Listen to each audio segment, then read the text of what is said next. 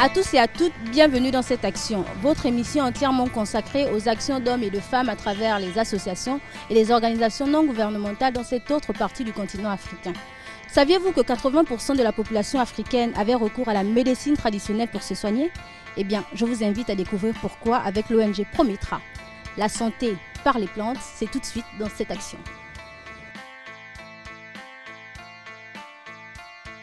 Vous avez mal. Vous vous sentez mal, vous avez des problèmes de santé. La médecine par les plantes vient répondre à ce besoin si élémentaire chez l'homme, la santé. Une notion très ancrée dans la culture africaine. Voyons ce qu'en pensent les Africains d'aujourd'hui à la question de savoir à quel point ils faisaient confiance à la médecine traditionnelle. Les feuilles de notre feuille, chaque feuille, prophète Mohammed sallallahu alayhi wa sallam dit chaque feuille qui est sur les terres, ça soigne quelque chose. C'est une confiance relative qu'on doit avoir vis-à-vis de la médecine traditionnelle parce que déjà elle a les mêmes bases que la médecine moderne. Ce sont les plantes en fait qu'on utilise au niveau de la médecine moderne. Ce sont aussi les plantes qu'on utilise au niveau de la médecine traditionnelle. Donc on se doit d'avoir confiance en elles. Avec les écorces, bon, la forêt c'est la pharmacie de l'Afrique. Je peux faire confiance à ça aussi, parce que c'est notre pharmacie. La forêt, c'est la pharmacie de l'Afrique. Nous sommes d'accord, donc j'ai confiance. J'ai fait confiance. Souvent, il y a des gens qui sont de bons médicaments, qui te disent la vérité, c'est la vérité. Mais souvent, c'est une commerce. Je n'ai pas confiance parce que pour un tradipraticien, quand il voit un malade, il dit qu'il peut soigner. Mais maintenant, quand il a besoin d'argent, mais c'est pour se faire d'argent, ils ont besoin d'argent. Ils sont bien de dire qu'ils peuvent guérir.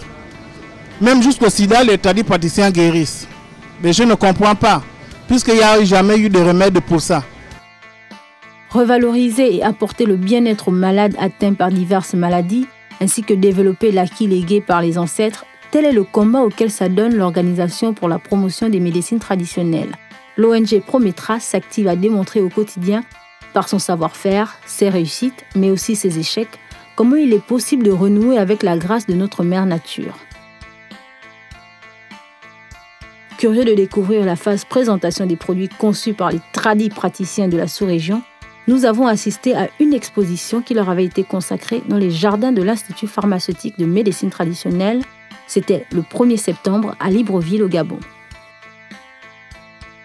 Donc on expose toutes sortes de cas de maladies, comme l'estomac, le diabète, la tension, sinusite, hépatite, hémorroïdes, sur le cas aussi de stérilité féminine, puisqu'aussi plus sinusite en tout cas.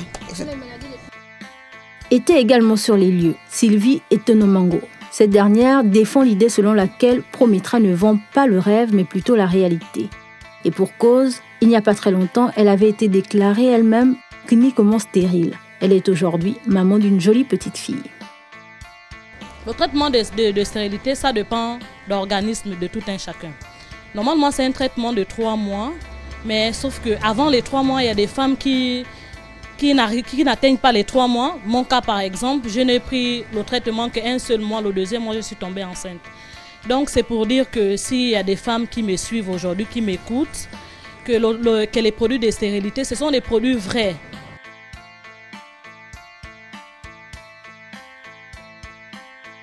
Face aux progrès observés dans le domaine de la médecine traditionnelle, l'Organisation mondiale de la santé a mis en place un plan d'action pour la période 2014-2023 pour la médecine traditionnelle. Une stratégie dont les principaux objectifs seront d'épauler les États membres qui cherchent à mettre à profit la contribution de la médecine traditionnelle à la santé, au bien-être et aux soins de santé centrés sur la personne. Et dans le même ordre d'idées, de favoriser un usage sûr et efficace, cette science, au moyen d'une réglementation des produits, des pratiques et aussi des praticiens. Un coup de pouce solide qui assure à la médecine traditionnelle de beaux jours.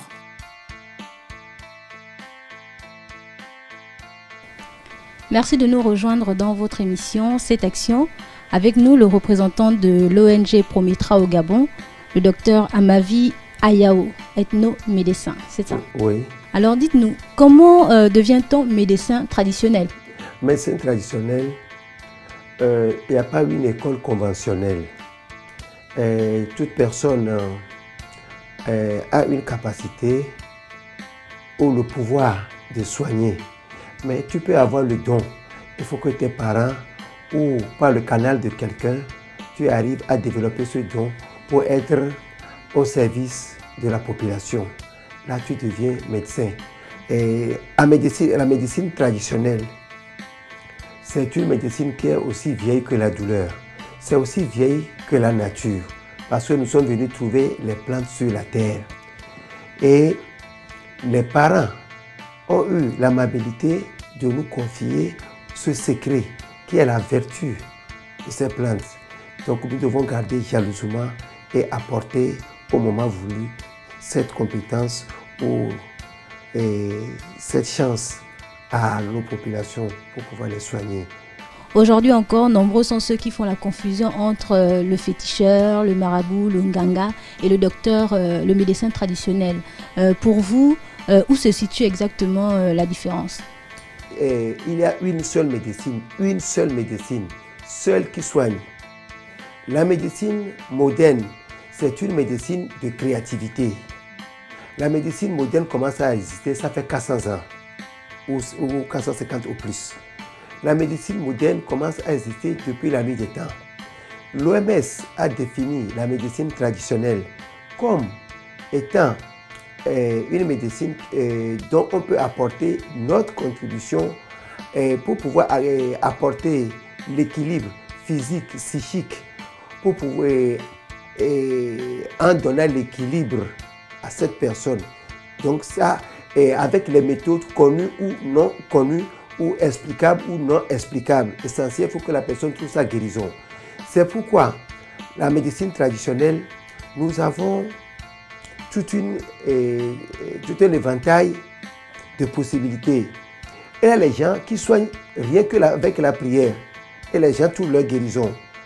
Comment vous pouvez savoir que la personne qui a le problème de trompe bouchée, la personne va lui dire de prendre le lait, d'aller verser ça dans la mer ou aller verser ça à un carrefour et la personne va concevoir.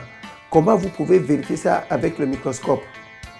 La personne qui est malade, on va lui dire de prendre Calcola, va donner ça à un vendredi, à une mosquée. La personne va trouver guérison sans faire quoi que ce soit à la personne à boire pour trouver la guérison. En médecine traditionnelle, nous avons beaucoup de choses. Par exemple, on peut guérir les gens avec la musique. C'est ça que nous appelons la drobologie, le traitement des maladies par la musique. Nous avons l'instinctothérapie par les fruits. Nous avons la musicothérapie. Nous avons la phytothérapie par les plantes. Nous avons l'argyrothérapie. Nous avons l'hydrothérapie. Nous avons beaucoup de choses qui sont dans la médecine traditionnelle. C'est pourquoi on peut enseigner la pharmacopée dans les universités, mais on ne peut pas enseigner la médecine traditionnelle dans les universités parce que c'est compliqué. On peut te dire, quand tu es malade, on te dit, fais 5 tours autour de l'arbre là et tu trouves la guérison. On dit que la personne a attrapé la folie. Faites-le coucher sous l'arbre là. Après un moment, il se lève, il est guéri. Comment vous pouvez expliquer? Donc ce sont des méthodes explicables ou non explicables. C'est-à-dire, vous croyez ou vous ne croyez pas, la terre tourne. Parlons à présent de l'ONG Prométra, dont vous êtes le représentant au niveau du Gabon. Oui. D'où est-ce qu'elle est née et comment est-ce que cela se passe pour Prométra, son implantation au Gabon? Comment s'est passée son implantation au niveau du Gabon? Oui, Prométra est une organisation internationale. Nous sommes à Dakar. Contrairement aux autres ONG internationales qui sont en Europe, mais les représentations sont en Afrique. Et nous avons notre siège à Dakar, nous avons nos représentations en Europe. Ça pour que le soleil puisse se lever à l'ouest aussi. D'accord. Et au niveau du Gabon? Au niveau du Gabon, d'abord nous avons 26 représentations à travers le monde. Nous sommes aux États-Unis et moi, j'ai la chance de diriger le Gabon. Et nous sommes au Cameroun, nous sommes en Tanzanie, nous sommes en Afrique du Sud, en Guinée et partout. Et je dirige aussi une partie de cette branche aussi au Togo. Donc, Prométra veut dire promotion des médecines traditionnelles. Nous travaillons avec les leaders de base, les responsables des associations des tradipraticiens, parce que nous faisons la promotion de cette médecine. Et nous faisons au sein de notre association une formation que nous appelons méthode FAPEG, c'est-à-dire formation d'auto-perfectionnement des tradipraticiens. Avant de faire cette formation, nous faisons auprès des tradipraticiens l'enquête CAP que nous appelons connaissance, aptitude, pratique, afin que les gens deviennent les agents IEC, information, éducation et communication. Ah, connaissance et non pas communication. Connaissance et communication. Parce que si tu n'as pas la connaissance, tu ne peux pas faire la communication. Oui. Avez-vous recours aux médecins modernes pour soigner des patients ou pas? Compte tenu de ma connaissance, les médecins m'envoient les patients ou on m'appelle, je m'en vais les voir. Mais il ne faut pas aller d'une façon en clandestinité la nuit pour aller voir les malades à l'hôpital et les donner des produits à l'insu des médecins. Des médecins, c'est pas bon.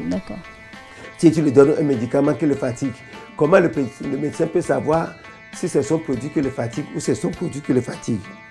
Et quand les gens viennent ici, nous les demandons des analyses qui prouvent et qui nous permettent de savoir de quoi la personne souffre. Donc, par exemple, si je parle de la stérilité féminine, donc je peux prouver le nombre de cas que j'ai soignés avec les échographies, tout ça là, je peux les montrer. Ou quand je parle de stérilité masculine, avec les spermogrammes, je peux montrer le nombre de cas qu'on a traités avec succès, parce qu'il faut parler d'une façon scientifique. Il ne faut pas dire non, je fais, qu'est-ce que tu fais exactement pour les gens? L'azospermie, l'oligospermie, la sténospermie ou le nécrospermie. Quelles sont les maladies que vous traitez le plus souvent? Moi, ma spécialité, c'est la stérilité. En dehors de ça, les gens viennent pour les problèmes d'hépatite, les problèmes de sinusite, tout ça là. Donc, bon, si je dis que je soigne beaucoup les gens vont croire que non, je veux prendre toute une gamme, mais ça fait plus de 40 ans que je suis dans ce métier. Et depuis combien d'années est implanté Prométra au niveau du Gabon? Prométra est implanté au Gabon en février 2002. D'accord. Et quelles sont ces actions en général? Comment est-ce que vous faites pour vous réunir? Vous êtes combien? Il y a combien d'adhérents? Combien de membres? Au niveau de Prométra, nous sommes au moins 75. Mais nous, notre objectif, ce n'est pas de rassembler les adhérents. Nous travaillons avec les présidents d'associations pour voir qu'est-ce qui les manque. Vous voulez une formation? S'ils veulent une formation, ils me font appel, je les rassemble, je les montre. S'il faut parler du palu, s'il faut parler de diabète ou une maladie, s'il faut inviter un médecin qui viendra et les deux, nous allons leur donner une formation pour qu'ils puissent comprendre ce qui les manque. Nous le faisons. D'accord. Donc Prométra travaille plus avec les spécialistes, en fait, dans la formation. Oui, avec les groupes des tradipraticiens. Des tradipraticiens. Oui, parce que nous ne travaillons pas d'une façon individuelle, parce que nous voulons leur intérêt. Vous ne travaillez pas de manière individuelle, donc comment est-ce que vous faites pour avoir des patients, pour entrer en contact avec des patients? Je suis tradipraticien. D'accord. Je suis tradipraticien. Ça, c'est mon domaine à part. Parce que tu peux être président de Prométra sans être tradipraticien. Tu peux être un administrateur. Oui, ça c'est... Est-ce facile pour vous de vous procurer les éléments pour vos médicaments? Je peux dire que c'est difficile, mais c'est facile pour moi. Parce que comme j'ai travaillé au Burkina, j'ai travaillé au Mali, tout ça là, donc j'ai les gens qui me cherchent les produits. Par exemple, le Sclerocaria birea ou le chrysanthellum. On doit me chercher ça du Burkina. Quand on me cherche, on m'envoie ça à Lomé et de Lomé, ça vient ici pour traiter les calculs, tout ça. Donc, il y a certaines plantes qu'on peut trouver ici et d'autres que je commande du Ghana. Donc, parce que j'ai eu la chance de faire beaucoup de pays. D'accord, donc vous avez réussi à mettre en place un véritable réseau de fournisseurs par rapport à tous les produits dont vous pouvez avoir besoin. Oui, puisque j'avais une boutique au Sénégal, à Padoua Builders, et j'avais une boutique aussi en Côte d'Ivoire, au Burkina, tout ça. D'accord. Parlez-nous à présent de la Confédération des associations scientifiques et médicales d'Afrique.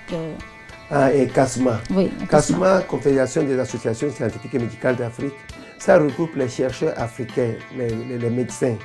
En 1985, j'ai été sollicité pour cette conférence au Bénin. Il avait 16 États et je suis la seule personne à parler sur la médecine traditionnelle. D'accord. Et j'ai défendu la médecine traditionnelle. Sous quel angle? Proposer les atouts de la médecine traditionnelle, la prescription de cette médecine et pour que ça puisse rentrer dans les soins de santé primaires. Pensez-vous, actuellement on dit que 80% de la population africaine a encore recours à la médecine traditionnelle. Pour vous, comment expliquez-vous ce fait-là? Nos populations, ils ont confiance en nous. Ils viennent nous voir avant d'aller à l'hôpital. Même quand ils vont à l'hôpital, pendant le temps d'hôpital, ils nous consultent toujours. Après l'hôpital, ils sont toujours avec nous. Et quand ils vont à l'hôpital, le temps de faire le bilan qu'on les demande, l'argent est fini. Le scanner, simple scanner, on va dire 120 000, 140 000. La personne qui est venue du village avec sa maladie, on ne sait pas comment, là où il a trouvé l'argent pour venir en ville. Et on fait les analyses, tu vas faire cette analyse le mardi. On prend le résultat après 8 jours. L'autre là, le mercredi, l'autre le jeudi. Le temps de faire 2 semaines, il a épuisé, il n'a plus l'argent. Il va retourner sans faire un seul traitement. Donc il préfère se confier à nous. Mais nous allons remercier le président Ali Bongo pour son problème de CNAMGES. D'accord, la Caisse nationale de... Oui, parce que pour la prise en charge, maintenant, pour quelqu'un qui va payer 40 000, quand il va peut-être payer 10 000 ou 8 000, il sera soigné. Il faut que c'est vraiment quelque chose que beaucoup de pays n'ont pas fait. Ça, c'est un atout. Sinon, ça prouve que les 80% viennent vers nous. Parce que quand ils vont à l'hôpital, ils n'ont pas les moyens pour s'acheter. Des fois, ils ont l'argent, mais le médicament n'existe pas. Parlez-nous un peu de votre relation de l'association, enfin de l'ONG Prometra avec l'OMS. Oui, et avec Prometra International, nous travaillons avec l'OMS Genève et nous travaillons aussi avec l'OMS Brazzaville. En dehors de ça, nous travaillons avec la fondation Ford Foundation aux États-Unis. Nous travaillons avec la fondation Rockefeller. Nous avons beaucoup de partenaires. Nous travaillons avec la PNUD et comment l'appelle-t-on, Good Work, National Institute of Health qui est aux États-Unis, l'association of Black Physiologists qui est aux États-Unis, Morehouse School of Medicine qui est à Atlanta. Même récemment, à la conférence des chefs d'État que Obama a organisé, nous avons proposé à Obama les solutions africaines aux problèmes africains. Là, nous avons proposé des plantes et nous avons proposé les plantes. On a analysé le laboratoire LabCorp des États-Unis et l'armée américaine. Ils ont étudié le produit là. Ça a donné des résultats très spectaculaires dans le traitement d'Ebola. Et nous avons avec André Young, qui est le premier maire noir de l'Atlanta de Georgia, ils ont fait cette publication et les produits sont en train d'être soignés puisque nous voulons apporter une solution africaine pour nos problèmes. Donc on peut dire que l'ONG Prometra International a une reconnaissance quasi internationale. Internationale. Oui, depuis des années, nous travaillons beaucoup. Vous pouvez nous parler de votre collaboration. Vous avez parlé au niveau international, maintenant au niveau national, au Gabon. Comment est-ce que se passent vos relations avec, par exemple, le ministère de la Santé? Oui, avec le ministère de la Santé, nous avons une étroite collaboration. Et moi, je suis expert en médecine traditionnelle. Je travaille avec eux pour n'importe quel problème lié à la médecine traditionnelle. Je suis invité pour présenter mes expertises. Et dans l'élaboration de l'éthique de la médecine traditionnelle au Gabon et la pratique de la médecine traditionnelle au Gabon, tout ça là, je suis dans ce comité pour pouvoir élaborer les tests qui doivent gérer les tradipraticiens au Gabon. Dans tous les pays africains où Prométra est implanté, nous apportons notre expertise au ministère de la Santé, parce que nous ne pouvons pas faire d'autres politiques en dehors de celui de la médecine, celui du ministère de la Santé. Et nous travaillons avec l'OMS aussi. Oui. En face de nous, nous avons une carte qui représente l'Afrique, à l'intérieur de laquelle nous retrouvons les continents Chine, les États-Unis et l'Europe. Pouvez-vous nous expliquer le sens de cette carte? Oui. Quand nous formons les tradipraticiens, nous les formons pour qu'ils soient à la hauteur de ce qu'ils prétendent être. Si vous êtes spécialiste dans le traitement des maux de tête, il faut que vous soyez ce spécialiste. Si vous êtes spécialiste dans les problèmes de foie, il faut que vous soyez ce spécialiste. Ici, vous voyez l'Afrique. Nous voulons, de tous nos voeux, nous voulons que quand vous allez quelque part, quand on vous appelle Africain, il faut que vous soyez fiers. Vous voyez l'Afrique, ici, c'est l'Europe. Si on met tout l'Europe dans l'Afrique, ça rentre, ça reste la place. La Chine, si on met toute la Chine dans l'Afrique, ça reste, il a encore la place. Les États-Unis, quand on met tous les États-Unis dans l'Afrique, ça rentre et ça reste encore. Alaska, et il reste encore la différence. Ça prouve que l'Afrique est un grand continent. Il faut que chacun soit fier de cette Afrique. Chacun lutte. Nous sommes une chaîne de solidarité. Et dans une chaîne, il n'y a aucun maillon qui est plus fort que l'autre. Si vous avez porté une chaîne, si un seul maillon est cassé, vous ne pouvez plus porter la chaîne. Il faut que cette maillon de solidarité soit nous réunis en Afrique ici et pour que nous luttons pour la sauvegarde de l'Afrique. Ce n'est pas quelqu'un qui viendra de l'extérieur pour nous aider. Il est vrai que les pays du Nord vont nous aider aujourd'hui. Ils vont aider. Mais ils ne peuvent pas quitter le Nord pour venir aider le Sud sans contrepartie. Aujourd'hui, ils nous aident. Demain, s'il n'est pas ça, on fera comment? Il n'y a aucun médicament contre la malédiction dans les pharmacies. Mais en médecine traditionnelle, nous faisons de notre mieux, nous faisons le bien à la personne.